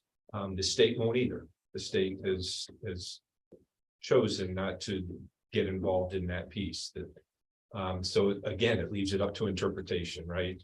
That statute, and that word reasonable. So I think that if there's clear communication and clear decisions at the PPT when these, when services are identified, that would clear up, what the whose responsibility each of those services might entail. Yeah, if I can just add too, currently we have Guilford students who attend magnet schools with IEPs and 504s. I attend all of those PPT meetings, 504 meetings for any student identified. It's almost the reverse in open choice. But I can tell you that my relationship and the collaborative experience that I've had with the administrators and the staff in New Haven has been nothing short of a positive experience. They deliver the services we recommend with fidelity. They're collaborative, they're collegial. And so I would expect nothing less kind of going forward in the open choice program. It's just my experience and what I've seen with them. And again, I want to be cautious. I appreciate being cautious and moving forward and talking about incidences like this one. But I want to be careful that we don't judge the whole program by the exception and rather than remember, open choice has been in place for decades in the New Haven area. There's a bigger program running in the Hartford area, and we've all read one news story about a dispute. So, and I think it was good for everybody that the dispute became so public because it helped clarify the process and how it should go. So I just want to be careful that we don't miss an opportunity in being overly. I want to be careful that we're not overly careful. I think the special ed piece for me, because I am feeling better after all this discussion about that one specific incident. But I do feel in doing our due diligence and really, considering everything, that one of the pieces that I would love to have is just kind of like a temperature check currently within Guilford of where we are. Because I know a lot of the decision is driven purely by class size, but would any of that decision be also informed by where we're at within pupil services, what current caseloads are sitting at? I know the intention is not to hire, but there's recommendations for caseloads for ABA and BCBAs and those kind of programs. So I just would like to get a better sense of kind of not on the spot right now, where we're at. Yeah, absolutely. But the quick answer is a qualified yes. So when we are identifying space available, we won't just be looking at numbers. We will also be looking at the complexity. And again, it's another reason for not offering kindergarten seats, but holding a year. That being said, two things. We don't know who will access the seats once we make the seats available. So next year, let's assume that we make 5 seats available. It goes through a lottery process in New Haven with all of the districts that participate. We might get 5 students and have no students with special needs. We might get 2 students with special needs. We could get all 5. That's just not foreseeable. And then we all know that students' needs change and evolve and ebb and flow over 12 years with us. And so if we enrolled 5 students, none of whom carried an IEP on the day they joined us, that doesn't mean that 2 or 3 won't have IEPs before they graduate. And so, yes, when we are deciding capacity and space available, we wouldn't say this school has 2 really small kindergartens, but the special ed staff is overburdened with caseloads. And so we're going to throw them in. No, the whole picture will be looked at. Jason will be part of sitting with me when we look at capacity. And the principals in those schools will be consulted before the seats are made available as well. So if it is the January due date, and Jason and I are saying to a principal, looks to me like you've got 3 or 4 seats available, that principal will have the opportunity to say, this is a really complicated bunch. Have you thought about this and this and this? And all of that will be taken into consideration before we extend an invite to somebody who then might become our Guilford student for the next 12 years. That's a really important question. Thank you. And I'd want to be cautious in characterizing open choice students as those that are in need of special. Yes. Support services. Yep. Because I know that as an elementary principal, all kindergarten students have needs. First graders have needs, right? Students that come in, that move into district may have needs. That it's the job of the schools to provide that support, that a student who enters first grade from another district, from another town, would go through the normal process of support services and intervention, and tiered support. So before you would ever get to them. Yes. So I think that, that's just the normal process that would take place. And in fact, we know how to do this because every time a new family moves to the community, we go through this process. And so we do know how to do this. And as Mr. Grimm said, all students would enter through the tiered system of intervention through SRBI. They would receive tier 1 instructional supports. If those are successful, then they would continue to receive those for a period of time. They would then progress through tier 2 and tier 3, which is higher levels of frequency, duration, and intensity of intervention prior to a PPT. That is, the students come into us from New Haven who are not identified. I think it's important to name that we don't identify students of color as special education without doing our due diligence. There's tracking of data throughout the state that shows that there's an over-identification statewide of students, of male Black students as emotionally disabled. And so I think it's very important that we consider how we're talking about not only special education students, but special education students of color as well. I think it's just an important caution to note.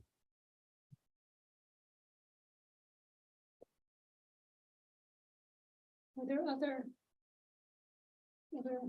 questions, comments that? I'll only add that while while we've had this discussion, to your point, a couple of months now, and prior to that, years ago, I mean, from the public persona, I can understand, that it feels like it's coming on, quick. With that, I think we've outlined a few opportunities to be able to, maybe have an agenda focused more on special education load, internally. Rydell's comments on open choice. Is there anything else? Oh, the union, the teachers. In an effort to just seek any further clarification. And really, we're not, to your point, we're very early to the game. There's no rush. This is not a decision that needs to be made tonight, and I have really appreciated this conversation and look forward to continuing it in July. So then, if no one else has additional. I would just like to invite the public to comment. I feel like we've heard very little from the Guilford community and from parents of Guilford students. Like we've really received, I think, less than half a dozen communications about this, and it's a big decision. Like I would really love to hear more from the community if people are willing to participate and give us some information about how they feel about the program. Yeah, I know a number of the people reached out, said that there was open houses, I think. Baldwin to Adams, maybe. There was different things going on tonight where they just weren't able to come. And so that's why. Oh, you mean tonight? Emailed us. Sorry, Yeah. I was getting. So, maybe once Yeah, it we goes were- out and we have a meeting, more people. who have Even this shooting urgent us question. emails, yeah, that'd be great. People have not hesitated on other topics to tell you, this board, what they think, Yeah. whether that should be voted up or voted down. I would encourage people, absolutely, even if it's just an email to say, Yeah. I think it's a great idea and you should be moving forward. Or like tonight, I've got some questions and can you spend more time talking about them? Both of those would be enormously helpful. As you face this again in July, I will be making the same recommendation in July. I believe that this is a good program that will be good for Guilford and New Haven students who participate in it. And I am recommending it to you, and we'll spend as much time running down answers and bringing guests to board meetings to continue the conversation, to continue making that recommendation. And Mr. Grimm, I hope you're not traveling. We'll invite you back in July. I just want to get you back. Yeah, I don't miss board meetings. Well- I'm here to provide, so thank you. Thank you. Yeah, I mean, I think, as Dr. Freeman said, this came up 4 years ago for the first time. I think the board started talking about it. I think it's something that we've been interested in for a long time. But I appreciate wanting to make sure we have questions answered before we put the final go ahead. And I appreciate the fact that people recognize that it is not a quick fix or a panacea, right? This is not an easy thing that you do with the stroke of a pen. And so again, I really appreciate this conversation and look forward to continuing it. Well, and I appreciate the fact that we're making this decision now so that administrators, staff can spend the next year thoughtfully, carefully planning so that we can make this the best experience for all involved. And I appreciate that. And to be really clear, even should this board choose not to move forward with open choice, we will still spend next year working on creating safe and brave classrooms in which every student knows and feels that they belong every single day, right? These two, the conversation of the last 3 or 4 years, the work of this year, the plan for next year dovetails really well with open choice, and open choice fits into that. Yeah. But it is not reliant. Should we choose not to move forward for any reason, we'll continue to focus on creating those classroom environments that I went on about at some length as we begin this conversation. So how do we do a motions table? How do we? Just don't No, vote. yeah, Just we don't can, we can just determine that we're gonna put that act on part of this on pause, move it to July meeting. I Unless encourage- somebody moves to vote on it right now, it just carries over to the next meeting if we. Yes, but So to me, it feels a little bit like we're kicking the can. I think that we can agree that open choice is something that we, as a board, support fundamentally, yes, and especially from a principal standpoint. yes. And what I think is these are peripheral concerns that we know that our administration can handle, especially with upfront negotiations. It's, but I just want to make it clear that I am going to support this, and I hope that we as a board move forward with it. Thank you. I concur with that sentiment as well. I have heard, so I've heard a request though to pause for a month. Is that a sense that I'm hearing from several? I'm seeing several nods. Is that with the hope or assumption, Paul, that that's enough time for you to prepare some of these? Yes. Okay. Yep, we will come back in July, ready to continue this conversation. I'll do everything I can to secure Dr. Harrison. If he's unavailable on that specific date, then I will reach out to the board and try to schedule a special meeting to do that, which is also public, so that it works. Again, we just need to remember that we own a very small part of his time. And so we'll begin that first thing tomorrow morning, seeing if we can secure him for that standing time. And if not, we'll find a time. Thank you. Right. Well said. Anybody else? Okay, thank you. Thank you both. 9.6 is a recommendation from the policy committee. No, but I'll do the highlights. Okay, so we've had several opportunities to review policy 5134, which is regarding non-resident students. This is, I'm asking everyone to take action tonight on an addition to the existing policy. The addition is for tuition and fees for children of non-resident certified staff. So this addition would allow certified staff who live out of district to bring their kids here if there's room for their kids in a particular grade. It would be on a tiered scale of payment, so the staff members would wind up paying a tuition fee to come here. 0 to 5 years of service to the Guilford Public Schools, the staff member would be charged at 50% of the most current per pupil cost. 5 to 10 years, the staff member would be charged at 25%, and 10 or more years, the staff member would be charged 10% of that rate. The tuition payments can be made as a payroll deduction. And if special education services are required, the staff member shall be charged those additional costs. So we've had, I think, plenty of time to review this. I don't know if everyone's comfortable at this point taking action on this addition to the policy. And this is something that happens in a lot of other districts across the state as well, you know. Correct. It is a common benefit seen across the state in a number of districts, and I think that it is particularly timely considering the hiring challenges. This is very much going to be a retention and a recruitment and a retention tool for us. It's really going to benefit us in holding on to qualified and talented teachers. Madison is the closest example of a district who has a similar policy in place. Really clarifying question, sorry to bring it up now. Just in terms of how the years of service are, is there a cumulative summation if it's more than 2 spouses in the district or? No, Okay. the time, no, it would be the spouse with the most senior, yes, with the most senior, yep, you don't get to add it up. Okay. All right, so I will entertain a motion to approve updates to policy 5134 non-resident students. So moved. Second. All in favor? Aye. Aye.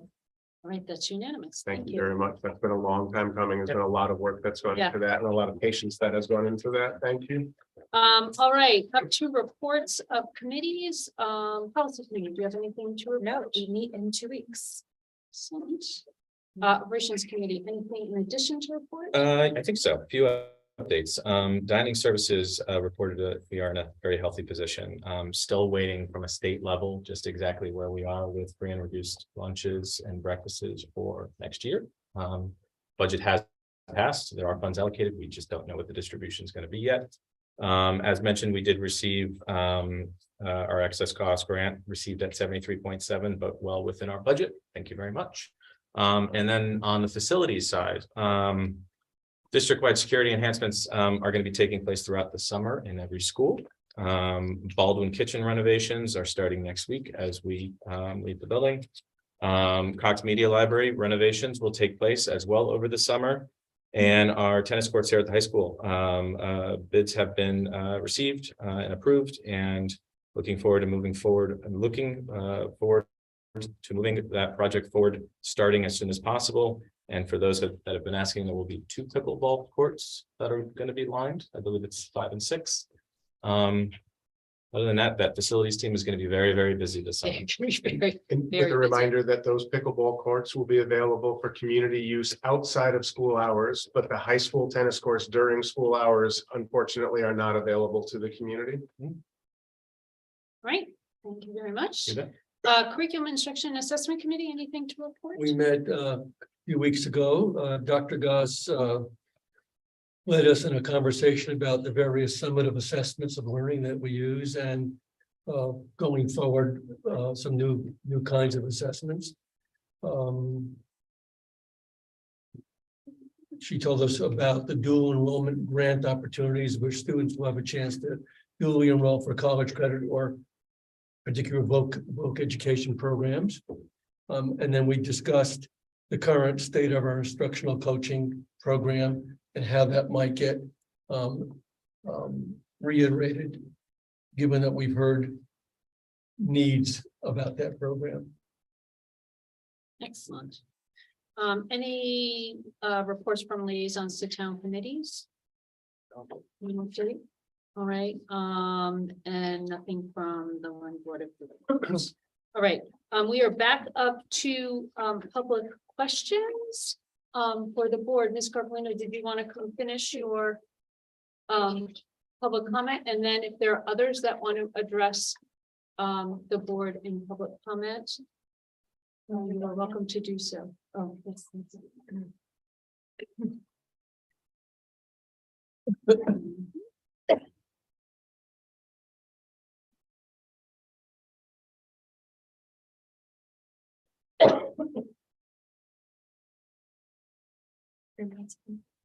Or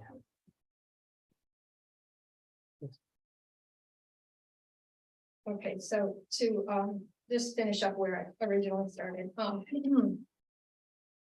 Freeman is quoted as saying, "We are not willing, however, to serve as moral monitors of whether some materials within our diverse literary collection may be deemed inappropriate in the eyes of some."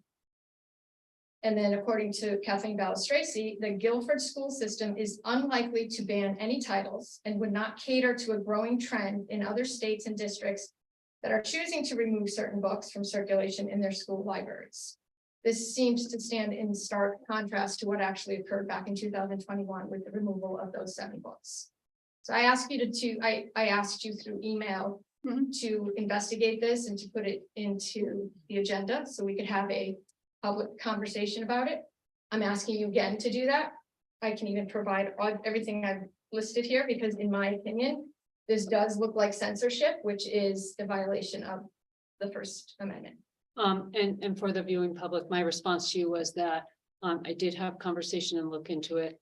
These were books that were taken off the shelves of one of our elementary schools. They exist on other shelves in other elementary schools. Each of our librarians are tasked with making a whole host of decisions around circulation. And I did not feel that there was any reason to have a public discussion about it because no violation had occurred. So there's no explanation. You don't need an explanation for why You were given an explanation by Dr. No, Freeman. actually, So no. I never received an explanation. From he sent you an email. I was copied on it. So yes, there's again, the books are removed in circulation Yeah, for reasons. he gave an explanation and I countered every single reason. So they weren't damaged. Their circulation numbers were not low. There was not one single request for reconsideration. There was not one public outrage documented. There was absolutely no legitimate reason that Paul gave for why a librarian would remove books off the shelves on the same day. There was not one of those reasons. We discovered that through Freedom of Information Act. And I'm telling you that I investigated it and no violation occurred. So that we're not going to have a discussion now about something that's not a violation. Okay, so it may not be a violation in your terms, but according to the Supreme Court, you cannot remove books. There was no violation per the Supreme Court. I can talk to you about this more if you So would books like. were removed, and that's not considered censoring. Books are removed from our shelves every day or every week or every year by librarians who are assessing their collections. They're bringing new books in. They're looking at circulation numbers. They're considering what their students are reading. They're making sure that they're making available to their students books that are relevant to the curriculum that year, to different projects that teachers want to do. It is the professional librarian of each of our schools to have the ability to make those decisions. We do not micromanage those decisions. We have the books that you've named in some of our schools. We don't have them in others. This was no systematic attempt to make any decision in that way. Individual librarians So are it's just making those choices. That these 7 books were also nationally publicized for being considered racist. Individual librarians are making decisions that are So that's a best non-answer. for their. That's the answer that I'm giving you, Ms. Scarpolino. It's the answer you've been given. So you can't get a specific answer? I'm telling you that it has been looked at, no violation has occurred, and this discussion is over for right now. Those are non-answers, Kathleen, for the record. I mean, it's on tape. You didn't answer the question. There's no reason why the books were, there was no reason given, not one legitimate reason given. They were just removed. So, and you're saying that that's okay with you. That's fine. I'm saying that I trust our professional librarians in the job that they do and in the decisions they make. And in this instance, nothing was in violation of things that our librarians are professionally expected to do in the way they're expected to make their decisions. Okay. So she removed those books for her own personal reasons. The conversation is over. Ms. Scarpolino, I've Oh, answered your that's question. fascinating that you're shutting the conversation. We're at 4.5 minutes. That's fine, but you interjected into my 4 minutes. so- Right, which I gave you more. Okay, thank you. So you're shutting the conversation down. It seems like you're shutting the conversation down because you know it's not going to go anywhere that in the I'm direction. shutting the you'd like it to conversation go. down because I've given you my final answer. And your final answer is not an answer. It's a non-answer. This conversation is over. Yeah, of course it is. Does someone else like to speak? I have haven't even begun. You stop. You have you just Your used the time- last 4 minutes. Your time is over. Someone else is welcome to Is come to the anybody podium. else, well, does anybody else want to talk? I'd like to say one. Okay.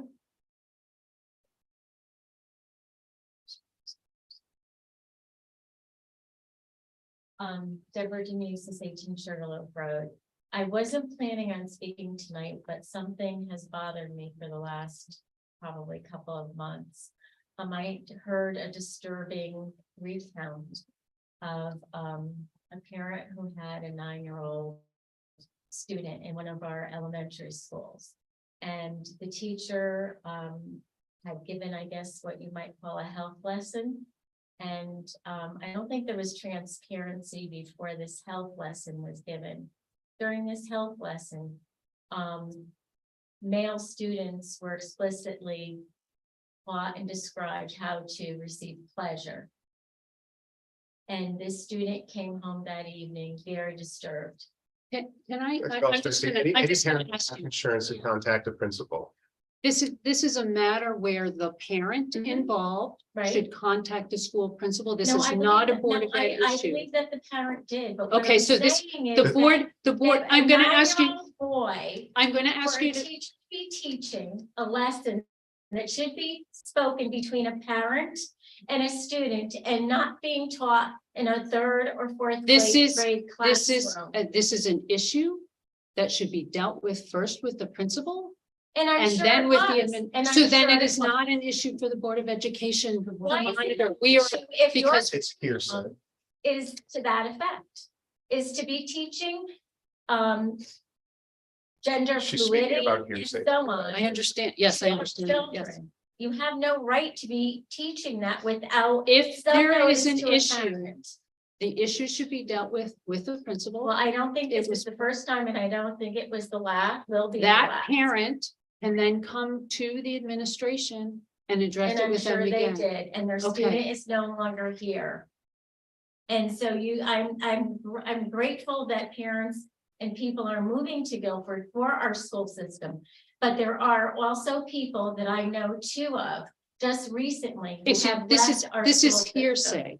If It is not individual, hearsay. yes, it This is. If knowledge it didn't that I happen to have. you, it is hearsay. No, If no, parents no. have an issue- My granddaughter goes to a school that these students now attend. It is not hearsay. Then I'm gonna I ask, am paying, my husband and I are helping our daughter pay quite a bit of money to send our 8-year-old granddaughter to another school system when I was thrilled and happy to send my 3 children to this system, because what we are afraid that our grandchild might get and what might hear in the classrooms of the Guilford school system. You should be ashamed. You really should. You all want to talk about having parental or taxpayer input. When we give our input, you close your ears if it's not going along with what you believe is what should be taught. You're not willing to hear the opposite point of view. The minority view is what you call it, because when Mr. Freeman sends out a letter to garner support like he did with the book banning issue, when not one of those people asked to have books banned. would someone else like to address the board?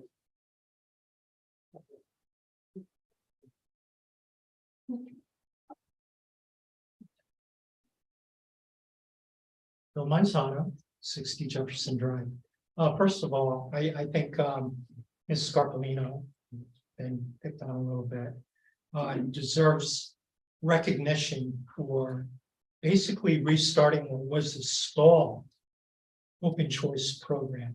Dr. Freeman's well aware, we shared all the emails, and she put in a tremendous amount of work to get this dialogue restarted and to convey that information to Dr. Freeman. So I'd like to recognize her for all that work and seeing it come to fruition tonight.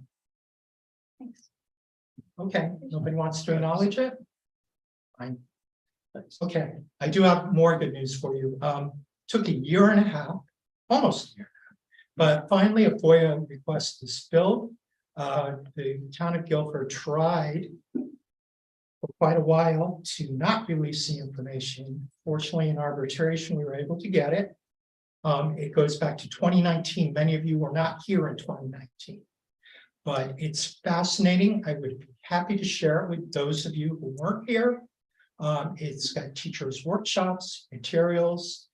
I think you might find it a very eye-opening experience. I'm going to look for the proper venue to share it with the community. But if you would like to look at it, I would be happy to share the details with you. It does kind of vindicate all the people who talked about what was being put into the curriculum. Dr. Freeman was correct. The curriculum was not changed. No name was changed, but that didn't change, implementation or the instruction of the teachers. And I have it all documented if you are interested to look, and to all you people in the community who would be interested. I will be happy to share it. I can share it with the Courier or any other outlets that are interested in it. So, but that does go back before you were here in 2019. Stuff we were aware of, but now it's been pretty much shown to be true. So I'll just leave you with that. It's good news. Thank you.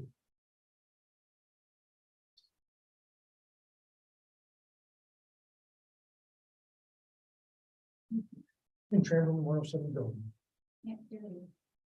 Sorry. In Chamberlain 107 Dome, DOE traffic.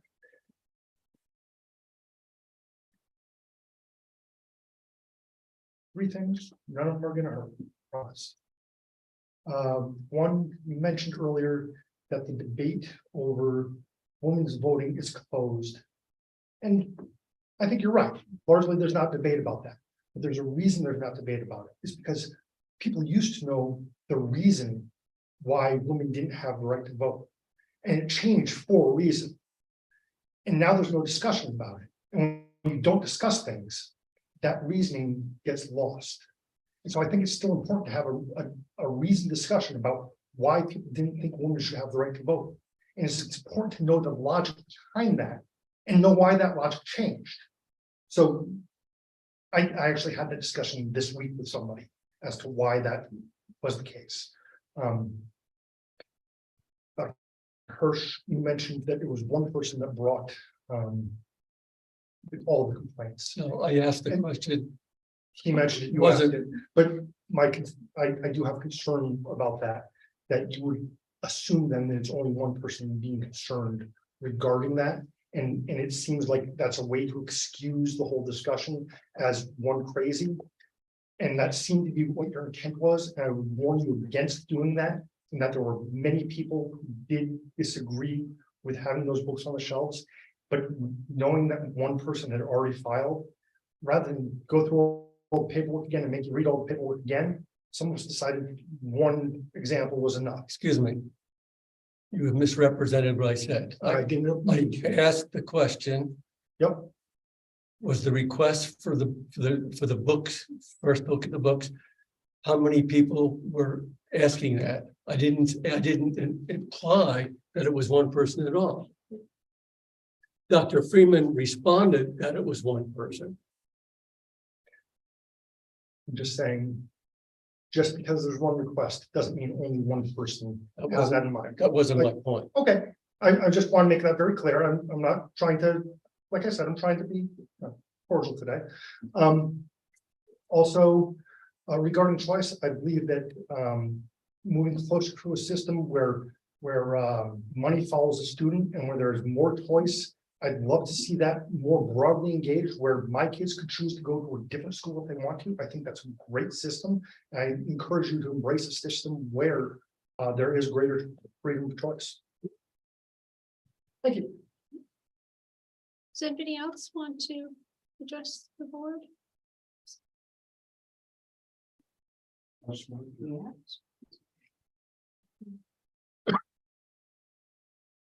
Good evening, Madeline Vensis, Middle Meadow Road. I find it comical that we're taking Dr. Seuss off shelves, but yet we have books that use four-letter words, very descriptive in things that I never would ever imagine a child learning in grade school or even high school. I find no reason for books to use a 4-letter word 90 times in one chapter. I am puzzled by why these books would even be out here. And if you tell a kid there's a book with dirty words in it, their first object is going to be to find that book. Because I remember when I was in school, when National Geographic came out, all the boys were in the library looking at National Geographic. Why is there a need for these kind of books? I'm just puzzled by it. I don't understand what the value is. And I think if a child has to learn about pleasuring himself, his father or his big brother should be teaching them, not in a classroom. And for this child to be so upset by it that their parent pulls him out, I just can't get my head around that. I know I'm old-fashioned, I'm a dinosaur. However, I don't think this needs to be taught in grammar school. Thank you.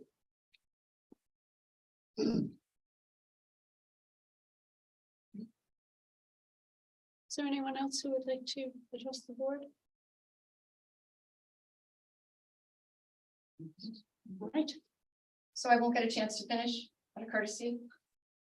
Ms. Carlini, you've come and talked to us twice. What, The I'm not majority of sure. what I wanted to say was left out, and you and I bantered back and forth. So, What? Go ahead. Okay, go ahead. thank you. I really appreciate it. Why do we have time limits? We don't enforce them. I don't understand. It has to Tell be me how long I consistent. have now. Just so, is it another 4 minutes? Is it a minute? It would be another 3 minutes. Another 3 minutes, please. Sorry, you seem bothered by this. Ms. Carlini, please just go ahead and take your time. We've given you. I'm now sorry, I'm 7 just pointing out minutes. what I'm witnessing, my experience, my life's experience. Please go You seem a ahead. little Please frustrated. just go ahead. Professional behavior would be really appreciated Yes. from both. Okay, so. Mr. Freeman, you left out a book in your letter.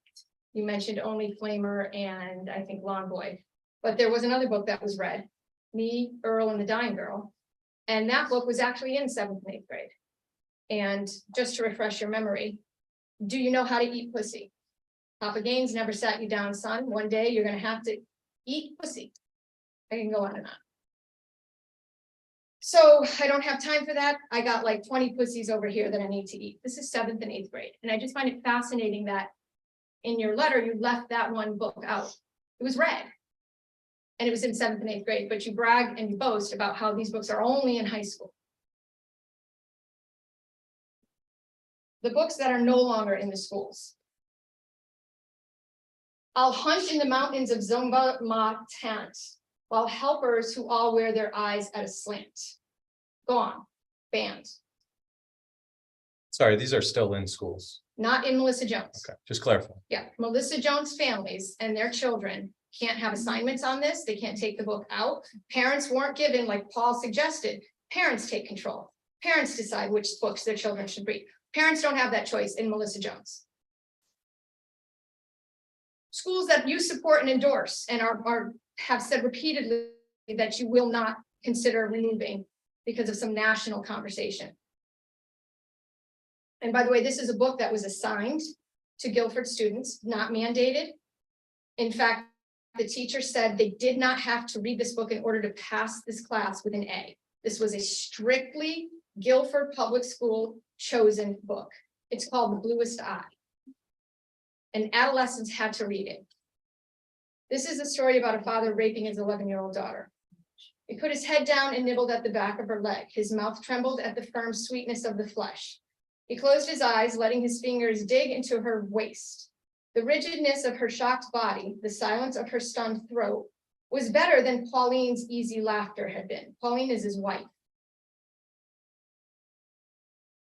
The confused mixture of his memories of Pauline and the doing of a wild and forbidden thing excited him, and a bolt of forbidden thing desire ran down his genitals, giving it length and softening the lips of his anus. Surrounding all of the lust was a border of politeness. He wanted to fuck her. This is a father. We're at 3 minutes. Okay. He wanted to fuck her. His We're at 11-year-old. Excuse me, We're at just 3 wait, minutes. we're at 3 minutes. Okay. So my point is, this is what you support, this is what you. That is in an AP English class in which parents are told that adult. They're not themes- told that We'll there's a discuss break. this text in September. I don't believe we should be. Okay. Goes back and forth. I apologize. Dr. Yep, no. Excuse me, I All right, didn't hear we're all anything set. anyone saying. I didn't hear We're, anything anyone we're, saying. this is one of the 5 books that was requested for reconsideration. We will be reviewing the books over the Okay. summer and discussing them Okay, in so September. just for the record, this was assigned and it was not mandated by AP. They do not mandate books. The teachers in the schools pick the books for AP courses, period. We will be discussing that in Great. September. I'm glad you will. And I just really think that you should We're at 4 consider minutes. Yeah. the books that are missing and the books that still are in the library. And I think if you have integrity, you'll understand why I'm here, fighting this behavior, fighting Okay, this we're rude done. behavior. You're done. So, I think I'm We have- not the only one who's done, Miss Bell Tracy. Motion I'm to not the adjourn. only one. well, no, we have. We have- Oh, to executive Yeah, motion to session. go into executive session. Second. All those in favor? Aye. Aye. So for the viewing public, we have a scheduled executive session on the superintendent's evaluation. We will go into executive session. When we come out of executive session, there's not going to be any further discussion, nor will there be any vote. We will simply be adjourning the meeting. And so that's it. We'll meet you back. We'll meet in the back. Thank you.